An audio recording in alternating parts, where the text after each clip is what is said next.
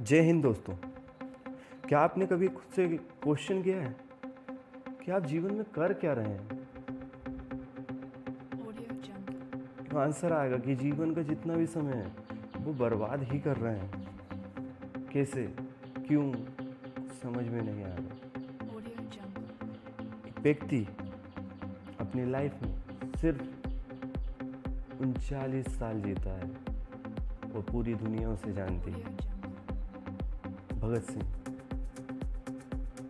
सिर्फ 23 साल जीता है, पूरी दुनिया उसे जानती है।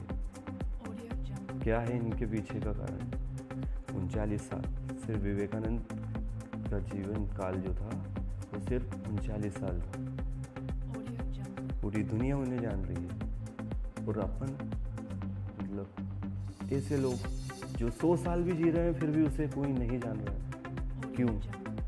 कुछ मंत्र है स्वामी विवेकानंद के जिससे आपको भी पूरी दुनिया जानने लगेगी। उसे अपने जीवन में अप्लाई करें। किसी मकसद के लिए खड़े हो तो एक पेड़ की तरह, गिरो तो बीज की तरह, ताकि दोबारा उगकर उसी मकसद के लिए जंग कर सको। क्या हो रहा है अपने जीवन में? हम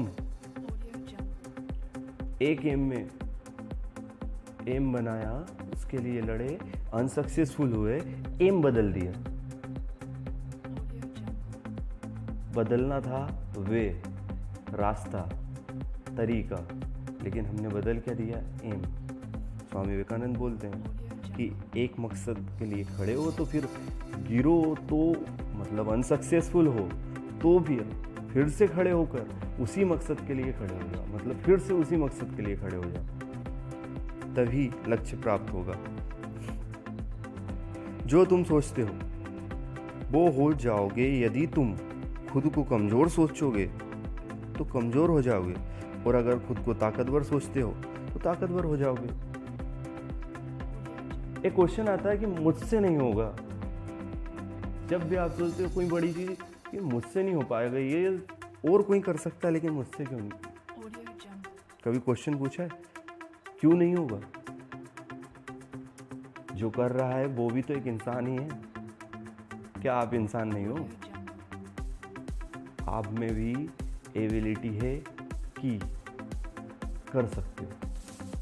आप अपने आप को कमज़ोर सोचना बंद कर दो। आप कमज़ोर नहीं हो, बहुत ताकतवर हो। ये जिस दिन आपने सोच लिया उस दिन आप सक्सेसफुल हो जाओगे।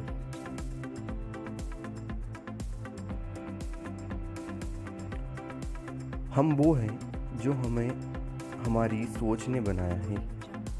इसलिए इस बात का ध्यान रखिए कि आप क्या सोचते हो। शब्द गौण है, विचार जिंदा रहता है और दूर तक यात्रा करता है। स्वामी विवेकानंद 39 साल जिए। 39 साल जीने के बाद भी हमारे बीच में जीवित हैं, उनके विचारों के माध्यम से। आज हम जो पढ़ रहे हैं ये सब स्वामी विवेकानंद के विचार हैं। 39 साल जिए हैं लेकिन उनके विचार आज भी हमारे बीच में हैं, और उनके विचारों के कारण ही वो हमारे बीच में हैं। मतलब जो तुम सोचते हो वो ही बन जाते हो। इसलिए अपने विचार जो हैं वो इतने बड़े और इतने अच्छे होना चाहिए कि आपके ना होने के बाद भी आपके होने की उपस्थिति दर्ज कराएं आपके विचार। प्रॉब्लम फेस कौन नहीं करता? जिस दिन आपके सामने कोई समस्या ना आए, आप यकीन कर सकते हैं कि आप गलत रास्ते पर चल रहे हैं। मतलब अगर आप कोई अच्छा काम कर रहे हो तो आपके सामने समस्या जरूर आएगी।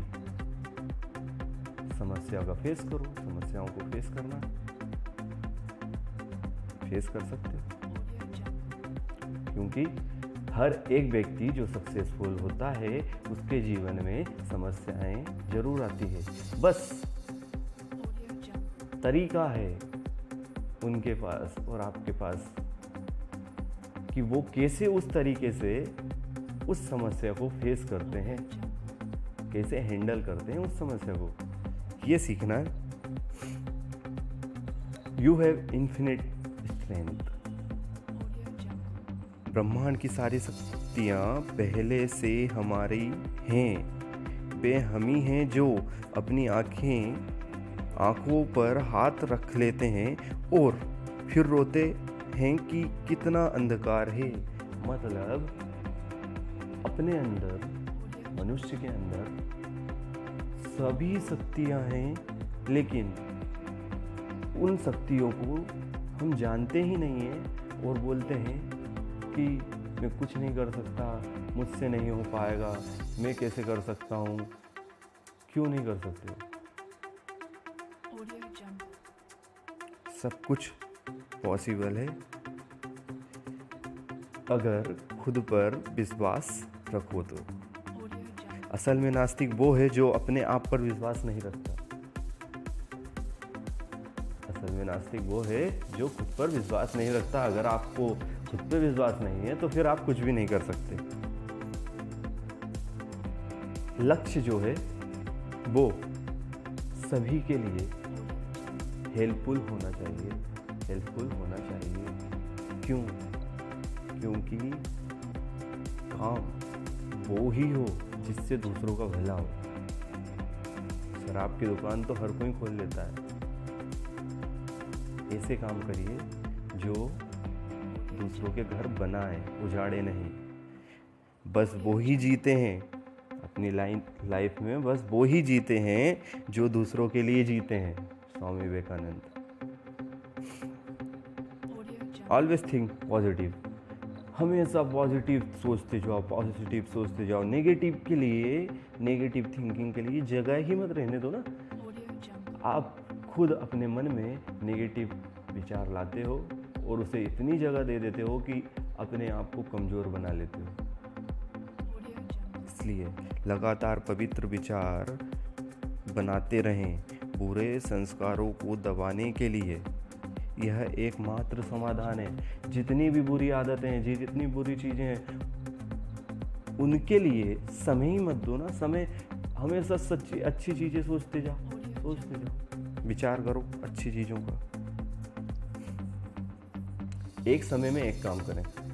2 लक्ष्य, 3 लक्ष्य। जिस व्यक्ति के सामने 2 लक्ष्य या 3 लक्ष्य हैं कि मैं ये नहीं बना तो ये बन जाऊंगा, ये नहीं बना तो ये बन जाऊंगा, ये नहीं किया तो ये कर लूंगा, वो कभी भी तीनों लक्ष्य प्राप्त नहीं करेगा। क्यों? क्योंकि लक्ष्य वो ही प्राप्त करते हैं जिनके पास उसके अलावा दूसरा रास्ता ही ना हो। जब तक आप ये नहीं सोचोगे कि मैंने लक्ष्य प्राप्त नहीं किया तो मैं मर जाऊंगा, मैं सांस लेना बंद कर दूंगा, तभी लक्ष्य प्राप्त होता है। अब आपके पास तो एक चॉइस आ गई है कि ये नहीं बना तो ये बन जाऊंगा, तो आप वो नहीं बनोगे और वो भी नहीं बनोगे। इसलिए एक लक्ष्य, एक समय में उस पर ही विचार करो। एक से अधिक लक्ष्य